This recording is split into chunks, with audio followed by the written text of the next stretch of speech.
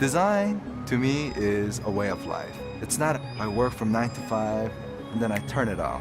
I don't think there's any feeling in the world like the first time when you walk outside and you see someone that you don't know using the product that you worked on.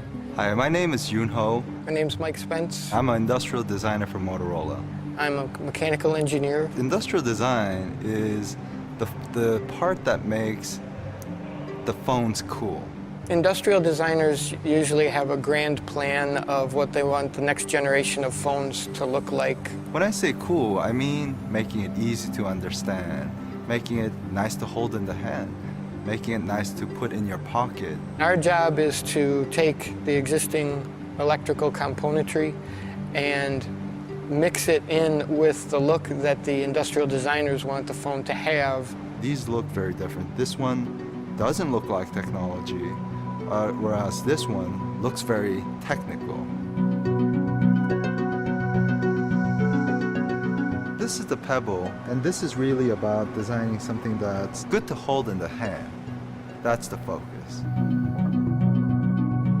For me, it's not so much about what it looks like as how easy is it going to be to make a call. My name is Sandy Guzman. I work in an area called Human Factors. We actually talk to people as they use our phones, and our goal is to make sure they're easy to use and useful for people. How comfortable is the phone to hold? How easy it is to dial? Is it too big? Is it too small? How easy will it be for me to read a screen on a phone? It's really about tuning in and listening to all kinds of consumers. What things are important to them? Is the camera more important? Is the music more important? Good industrial designers are good observers. So it's really about problem solving. When I first started, this was the phone that was being worked on about 17 years ago. On weekends, you could actually take the phone home and make calls. So this was the coolest thing, to be the first guy on your block making a call from your driveway. From there, we introduced the first clam phone. This is the StarTAC phone. The first time that Motorola introduced a flip phone. And as we progressed, we moved the viewing area up into the flip. The technology moved forward quite a bit when we went from that to this. Next, the desire was to have a phone where we started to really increase the number of features that the user could use. They wanted bigger screens. We've been learning how to make everything more compact, get everything smaller, and yet at the same time trying to get displays larger and trying to get more functionality. People want to play games, people want to take pictures. This was my baby. I got to head the mechanical team that developed the Razr phone. We made the thinnest clam phone that ever had been made. We took this one down to 13.9 millimeters thick. It gets very tricky as we try to make our phones, especially very thin, to be able to fit all those parts inside and still make it work. The StarTAC, which was released quite some time ago, was 2.5 inches wide, 4 inches long, and 2 inches deep.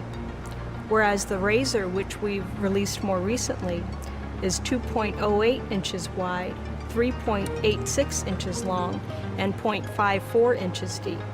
These types of numbers might appear small, but they're actually very big to us. Our job is to try and design a keypad that fits in your hand. So we have to know how easy it is to dial on the phone. If a key's too small, if someone with a thumb is going to try and hit the 5 key and they're going to hit the 4 and the 6 at the same time. This is probably about as wide of a keypad as you would want to use.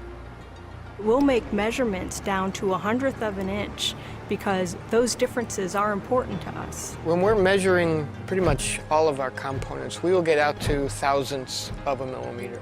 The metal that's on the keypad is 0.2 millimeters thick. How thick is 1/10 of a millimeter? That's a piece of paper. To me, 1.2 millimeter is a huge number. To a car designer, it may be nothing when they're working with large, many meters, feet, right? So the way we look at measurement is very different. We're working with parts that are so small. I'm always thinking about how easy will that phone be to use.